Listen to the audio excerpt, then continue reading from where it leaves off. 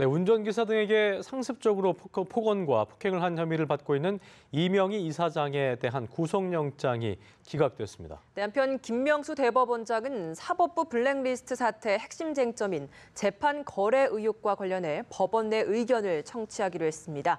네, 염건웅 유원대 경찰 소방행정학부 교수, 전지현 변호사 두 분과 함께 관련 소식 자세히 살펴보도록 하겠습니다. 네, 두 분 어서 오십시오. 어서 오세요. 안녕하세요. 예.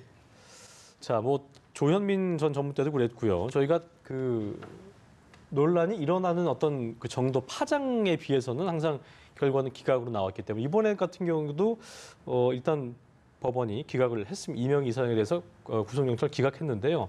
어떻게 보셨는지 좀 들어보겠습니다. 예, 근데 여론의 파장이 크다고 해가지고는 무조건 구속을 하고 중하게 처벌해야 그렇죠. 되는 건 아니잖아요. 예. 이번에 사실 혐의가 많기는 많았어요. 7개 정도 됐는데 2011년부터 지금까지 해가지고는 수십여 건의 범행이 있었다 이런 내용인데요. 사실 이 상습폭행만 가지고는 구속영장을 청구하는 경우가 거의 없고요. 예. 그리고 이 증거라는 것도 이렇게 시간이 오래됐으면 CCTV는 당연히 복구하기가 어려울 것이고 예. 그 범행 현장을 딱 목격한 사람이 없으면 피해자 진술밖에 없거든요. 근데 이 사건에서 지금 핵심이 됐던 게 특수폭행이랑 상해 부분이었는데 예. 특수폭행이라는 게 그 피해자를 향해서 뭐 조경 가위라든지 화분을 던졌어야 되는데 이미 시간이 너무 오래되고 피해자 진술밖에 없으면은 그걸 피해자를 향해서 던졌다는 건지 벽을 향해서 던졌다는 건지 그리고 현관이 있는데 뭐 대문에 있는 사람한테 던졌으면 이건 또 맞게 한다는 고의가 없었던 거잖아요. 예. 그래서 우리가 기소를 할 때는 범죄 일시를 특정을 해야 돼요. 일시, 장소, 언제, 어디서 어떻게 했는가를 특정을 해야 되는데 이거를 특정하기에는 증거가 부족했다. 이렇게 볼 수 있었다는 거죠. 근데 이제 경찰 측에서 했던 이야기는 피해자들을 회유하려는 정황이 있었기 때문에 좀 빨리 구속영장을 청구하려고 신청한 것이다라는 이유가 있었는데 이건 적용이 안 되는 겁니까? 그러니까 회유하려고 했으니까는 이제 빨리 적용을 한 것 같아요. 빨리 청구를 한 것 같은데 예. 회유라는 거는 이제 이명희 씨가 혐의를 부인하면서도 모르겠다 그랬잖아요. 예. 그러면서도 합의를 시도했으면은 사실상 회유라고 볼 수가 있는데 영장 발부 여부를 결정하는 데 있어서는 먼저 범죄 사실이 소명이 되는지를 보고 그 다음에 증거인멸 가능성 그러니까 회유죠. 증거인멸 가능성이라든지 도주의 우려 등을 검토를 하거든요. 예. 근데 증거인멸 그러니까 범죄 소명 자체부터 지금 무너진 거잖아요. 증거가 없어서. 그러니까 그 이후에 회유라든지 증거인멸 가능성에 대해서는 크게 검토를 안 해도 되는 그런 사안이었고 그리고 이명희 씨가 만약에 이렇게 얘기를 하면서 뒤에서는 회유를 했다 그러면은 지금 모른다고 얘기를 하는 게 거짓말이다. 이렇게는 볼 수가 있겠지만 그렇다고 해가지고는 이 재판의 그 범죄 사실의 소명 여부가 또 해결이 되는 건 아니잖아요. 그래서 별개로 생각을 해야 되겠죠. 네. 일각에서 일고 있는 비판 중에 이 얘기를 그 경찰에 듣는다면 기분이 좋지는 않겠습니다만 네. 무조건 구속영장을 신청하고 보는 거 아니냐 이런 비판 나오고 있는데요. 일단 경찰 같은 경우는 기록 검토를 한 뒤에 이번 같은 경우도 두 차례 소환해서 강도 높게 조사를 했기 때문에 어느 정도는 예상을 좀 할 수 있었을 것 같은데 네. 어떻게 좀 보셨어요? 네, 일단 이번에 그 혐의가 24가지의 사안에 대해서 7개의 혐의를 적용을 했는데 예. 그 혐의에 보면 일단은 특수 또는 상습이 들어간 게 많단 말이에요. 그러니까 결국은 이제 좀 혐의를 좀 다양하게 늘어놓아서 결국은 이제 구속영장을 청구하려고 했던 그런 의도가 보이는데 오히려 그것이 이제 독이 됐다라고 볼 수가 있는 거죠. 이게 10년 넘게 변호사님 말씀대로 10년 넘게 이어진 사건이고 직접적인 증거물을 체득하기가 굉장히 힘든 사건이라는 거죠. 그러니까 예를 들어 대표적 사건이 3가지가 있잖아요. 운전기사를 정강이를 다리로 찼던 내용이 있었고 예. 또 전지가위를 던졌던 경비원에 던졌던 그런 사안이 있었고 또 호텔 공사장 위에서 그 공사 관계자를 이렇게 폭행한 혐의로 보이는 그런 게 있었는데 그러니까 그런 것들에 대해서 직접적인 증거를 확보한다. 예를 들어 가위를 확보한다든지 예를 들어 살해 사건 같으면은 칼을 확보하면 되는 거겠죠. 그런 것과 같이 이제 직접적인 증거를 확보하기 좀 오래된 그런 사안들이라는 거죠. 너무 오래된 그런 시점에서 물론 그 피해자 한 11명 정도는 일관적으로 진술을 하고 있지만 여기에 대해서 이 오래된 사안이기 때문에 경찰에서는 올가면력을 결국은 특수 또는 상습 이런 걸 갖다 붙였는데 거기서 이제 법원이 판단하는 것은 오히려 이것은 법리 다툼의 여지가 있다. 이것을 구속사안으로 보는 것보다는 오히려 지금부터 시작을 해서 왜냐하면 이제 원래 그 수사에서는 불구속 수사가 원칙이거든요. 그렇기 때문에 불구속 수사를 우선 하고 그 다음부터 여기서 진행되는 과정에서 법리 다툼을 할 여지가 있다. 특히나 그 증거 인멸의 우려 때문에 구속영장을 신청한 것이 가장 컸거든요. 근데 여기서 뭐 그 피해자들과 합의를 했다라는 것이 그것이 증거 인멸로 보이진 않는다라고 법원이 판단을 했었고 또 이 이명희 씨 측 입장에서는 계속적으로 확실히 확보된 동영상이나 녹음 파일에 대해서는 인정을 했지만 그렇지 않은 아까 피해자들의 진술에 대해서는 계속적으로 잘 모르겠다. 기억이 안 난다. 이런 식으로 부정을 했거든요. 그렇기 때문에 이 부분을 결과적으로 아까 말했던 그 7가지 혐의를 다 적용해서 구속영장을 승인하기가 법원에서 굉장히 부담스러웠던 상황이고 결국은 이제 불구속 수사로 이제 다시 사건을 다시 진행하게 되었죠. 예. 두 분 말씀대로라면 경찰이 이제 앞으로 영장 재신청할 가능성도 낮겠네요. 예, 추가 증거가 있으면은 그 다툼의 여지가 있다고 했으니까 그 부분을 보강할 수 있겠지만은 추가 증거가 있다면은 벌써 나왔을 것 같아요. 그러니까 워낙에 오랫동안 여러 사람을 상대로 해가지고 폭행이라든지 모욕 이런 일들이 이루어져서 그런 얘기를 들었다 이렇게 제보를 할 수 있는 사람은 많지만 확실하게 어떤 범죄 사실에 대해서 증언을 해줄 그런 제보자는 없었던 것 같습니다. 알겠습니다. 그 보면은 저 아까도 처음에 말씀하셨을 때 검찰 입장에서 경찰에 신청을 하면 검찰이 받아보잖아요. 그때 볼 때 이거 사안이 영장 기각될 것 같은데라고 이렇게 판단이 오지 않아요? 보통? 아니 근데 그렇게 따지면은 뭐 검찰이 청구하는 영장은 다 법원에서 발부가 돼야 되는 거잖아요. 예. 근데 또 법원하고 검찰이 볼 때는 다르게 또 판단할 수가 그럴 수 있는 있는 거예요. 거고. 소명의 정도 이 정도면 소명이 됐다고 판단할 수 있지만 또 법원이 봤을 때는 또 불충분하다고 생각할 수 있으니까는 또 검찰은 이렇게 구속영장을 또 청구를 하려고 또 증거 인멸이라든지 회유 가능성이 예. 있으면 하려고 들지만 법원에서는 또 불구속 수사의 불구속 재판의 원칙을 지키는 게 또 그 원칙이기 때문에 불구속 재판이 원칙이기 때문에 그 소명의 정도를 또 달리 판단할 수가 있는 거죠. 그렇군요. 알겠습니다. 알겠습니다. 사실 이명희 씨가 받고 있는 혐의가 이번 이 갑질과 관련된 혐의뿐만이 아니거든요. 보면 밀수 혐의도 있고 가사도우미 불법 고용도 있었고 대한항공 직원 불법 파견 의혹 뭐 이런 것까지 굉장히 좀 많이 있는데 사실 이번 구속영장 기각이 앞으로 있을 남은 혐의들에 대한 수명이나 이런 것들에도 좀 어려움을 예고하는 사안이 아닌가라는 시각도 있더라고요. 어떻게 보십니까? 그러니까 구속영장이 기각됐다는 게 수사가 종결되는 건 아닙니다. 예. 그러니까 다만 이 구속의 필요성, 그러니까 증거인멸의 우려가 있다든지 도주의 우려가 있을 경우에만 구속영장을 신청하는 것이고 기본적으로는 불구속 수사를 원칙으로 하거든요. 그래서 법원에서 봤을 때는 지금 이 쭉 이어져 있던 10년간 진행됐던 이 혐의점들에 대해서 과연 이것이 하나의 어떤 습벽처럼 오래 지속된 것들이 결국은 이게 직접적인 범죄에 영향을 미쳤나 그리고 그 범죄 직접적인 증거들이 확보가 됐냐 그러니까 부족했다는 거죠. 지금 경찰이 영장을 청구하면서 예. 검찰이 청구한 날 바로 법원에 신청을 했잖아요. 근데 이미 부족했다라고 판단을 한 것이고 예. 다만 이제 그런 거 있겠죠. 지금까지 이제 그 한진 일가에 대한 각종 수사에 대해서 검찰과 법원에 신청했던 영장들이 지금 3차례나 기각됐던 그런 네. 상황이라는 거죠. 예. 그렇기 때문에 결국은 이번 사건도 좀 동력을 잃지 않을까. 경찰이 지금 수사를 진행하는 데 있어서 동력을 잃지 않을까라는 예. 우려는 되고 있고 또 이거 아마 다시 구속영장을 재신청할 수도 있지만 구속영장을 재신청하지 않을 가능성이 일단 더 커졌다라고 보여지는 그런 사안이고요. 예. 다만 이제 앞으로 또 추가적으로 진행되는 사안들이 있잖아요. 방금 말씀하셨던 그런 밀수나 사안들, 이런 밀수 것들. 혐의, 예. 또 그 가족에 대한 그런 혐의, 여러 가지 혐의들 예. 그런 것들에 대해서는 계속적으로 이제 뭐 관세청 또 출입국 당국, 경찰에서 계속적으로 수사가 진행될 예정으로 보이고요. 다만 이제 이런 사안에서는 국민 정서상으로는 유죄를 받지 않았나라고 좀 판단해야 될 것 같아요. 네.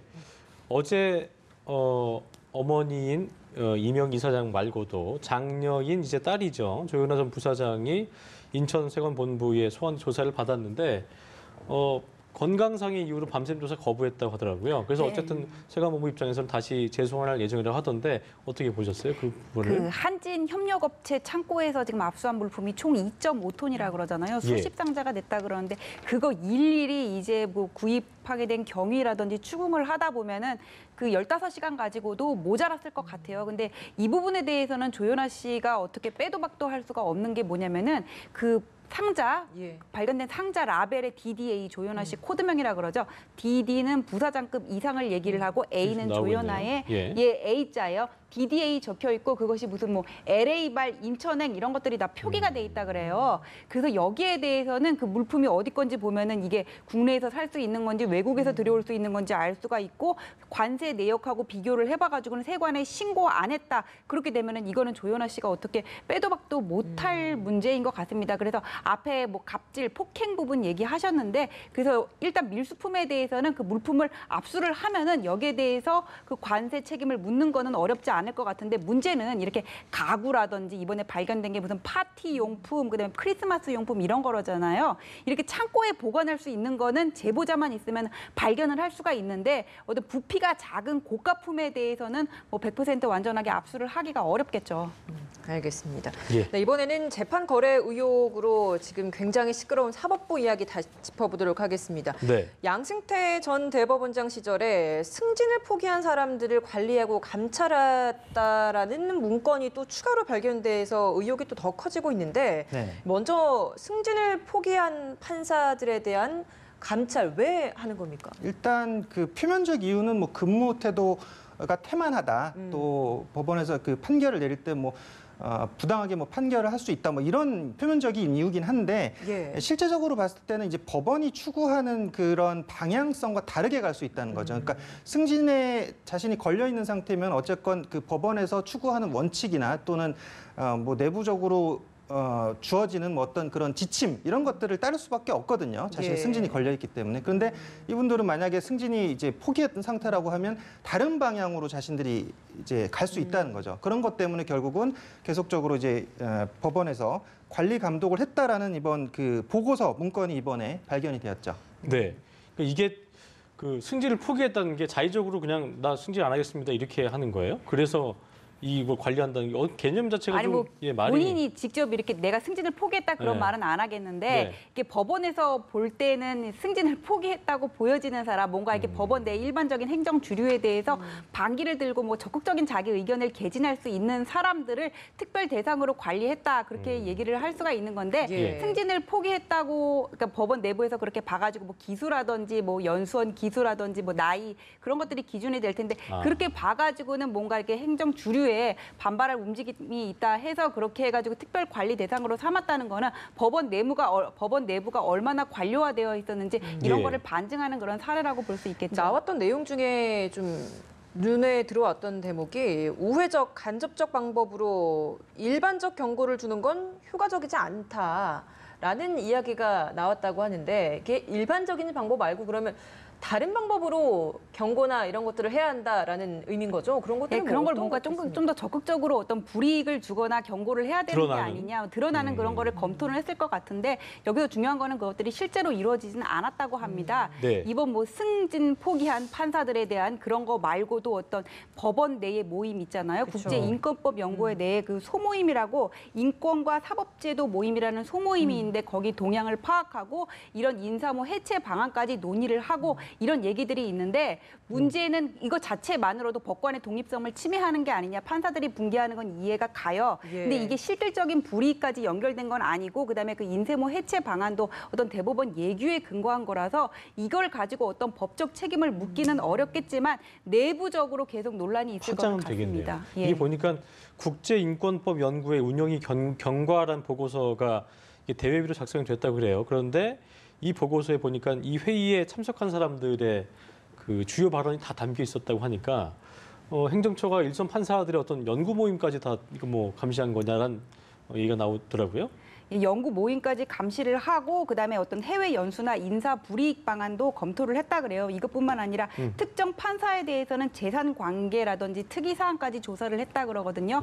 말하자면 사찰이고 판사들의 모임 또 이판사판 카페라는 그런 온라인 카페가 있는데 예. 여기에 대해서 소속 법원장이 뭐 그 이사야 이판사판 카페 운영자한테 게시할 공지글 초안을 전달했다 이런 얘기도 있어요. 근데 게시는 안 했다고 하니까는 뭔가 법원 내의 주리적인 움직임에 반대한다고 생각하는 그런 모임에 대해서 이게 재판부가 법원 행정처가 견제하려고 했던 거는 맞는 것 같습니다. 그건요. 예. 네, 또 공개됐던 게 법원 행정처가 이제 문건 98개를 추가로 공개를 했거든요. 근데 이제 보면 조사 보고서를 전부 공개해달라, 400건이 넘는 보고서를 공개해달라라고 했는데 98건만 공개를 했어요. 이건 좀 어떤 의미라고 볼 수 있을까요? 그러니까 지금 오늘 지금 그 대법원장께서 지금 사법발전위원회에 참석을 하시잖아요. 예. 그러니까 지금 이 쭉 흘렀던 그 흐름을 봤을 때는 결국은 이 재판 거래 의혹에 대해서 뭐 의정부 지방법원, 서울중앙지방법원, 또 가정법원, 인천법원 판사들이 요구했던 그런 사항들이 있습니다.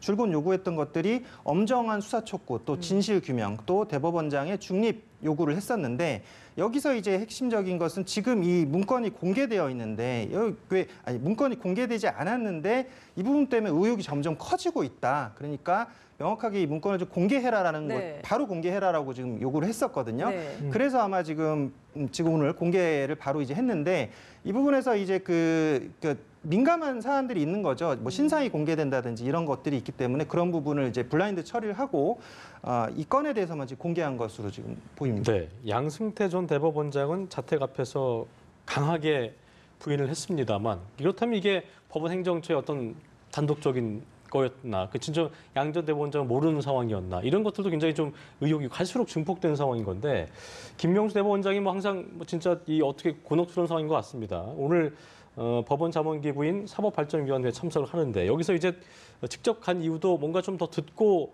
검찰 조사를 해야 되나 말아야 되나 이런 결정을 하는데 좀 뭐 도움을 받기 위한 걸까요? 어떻게 좀 해석을 해야 지금 될까요? 법원 내부에서 가장 큰 문제가 뭐냐면은 이거 지금 자정 능력이 상실됐다고 보는 것 같아요. 그래서 예. 이 문제를 가지고 형사 고발을 해야 될 것이냐 어떠냐에 관해서 소장 판사들과 그다음에 중견 판사들 간의 의견 대립이 있는 것 같은데 네. 저는 이 문제는 정말 신중해야 된다고 보는 게 뭐냐면 예. 일단 고발의 필요성과 관련해서 이 문제의 핵심은 판사의 사찰 그다음에 재판 개입이 있었냐 이 문제거든요. 근데 판사의 사찰과 관련해 가지고 아까도 말씀드렸지만 실질적인 불이익은 피해가 없다 그랬어요. 없죠. 그리고 보좌하는 공무원을 시켜서 문건을 작성하게 했으면은 실질적인 불이익을 준 것도 없어. 보좌하는 공무원을 보좌하는 공무원에게 시켜가지고 문건을 작성하게 했다 그러면은 판례에 보면은 이게 직권남용이라고 볼 수가 없거든요. 없군요. 성립이 안 된다고 봐요. 그다음에 재판 개입이 있었느냐는 문제도 조사단 25일 발표에서 재판 개입은 없었다 그러거든요. 예. 그리고 상식적으로 생각을 해도 어떤 재판에 개입이 있었냐 없느냐는 판사의 머릿속에 있는 부분이어가지고 과연 입증이 가능한가 의문이 들어요. 근데 여기에 관해서 형사 고발을 해야 된다. 어떤 판사분이 언론에 나와가지고 라디오 방송에서 인터뷰하는 걸 보고 제가 내용을 간략 적어놨는데 뭐라 예. 그러냐면은 과연 판사의 머릿속에 들어가 보지 않는 한 재판 개입에 관여를 했는지 이 부분에 대해서는 입증하기 어렵다. 단 그래서 외관의 공정성이 중요하고 이메일이 들어왔는지 밝혀지지 않는다면은 어떤 강제 수사를 거부할 명분이 없다 이렇게 얘기를 했더라고요. 저는 이 내용이 이해가 안 되는 게 입증은 안 되지만 그럼 강제 조사를 위해서 형사 고발을 한다는 건지 그럼 이전에 조사단의 개입이 없었다의 결론은 증거가 불충분한 상태에서 섣불리 내린 결론이라는 얘기인지 이게 좀 이해가 안 되거든요. 사실 이분이 말씀하신 것처럼 과연 재판 개입이 있었냐 없었느냐는 검찰이 밝혀내는 게 한계가 있어요. 한계가 있을 것 같아요. 한계가 네. 있고 이 문제를 가장 잘 조사를 할 수 있는 거는 법원 내부거든요. 그러니까 어떻게든지 지금의 이 상황을 수습해가지고 내부에서 정리를 해야 되는데 예. 양승태 원장의 지난 인터뷰도 뭔가 이렇게 유체 이탈식 화법같이 보이고 내부에서 정리가 안 되는 부분 같아요. 근데 문제는 이게 길어지면은 판사들 내부에서 어떤 정치 싸움으로 계속 비춰질 우려가 있고 사법부의 권위는 계속 떨어질 거거든요. 예. 그리고 예전 판결만 문제 있었다가 아니라 앞으로의 법원 판결에 대한 신뢰도 떨어질 것이고 마음에 안 드는 판결이 나오면은 저 판사 고발하겠다고 나올 거예요. 그렇죠. 그래서 이 문제는 좀 신중하게 조속하게 해결할 필요가 있다고 생각합니다. 예. 알겠습니다. 알겠습니다. 네, 오늘 두 분 말씀 예. 여기까지 듣겠습니다. 염건웅 유원대학교 경찰 소방행정학부 교수 전지현 변호사였습니다. 두 분 고맙습니다.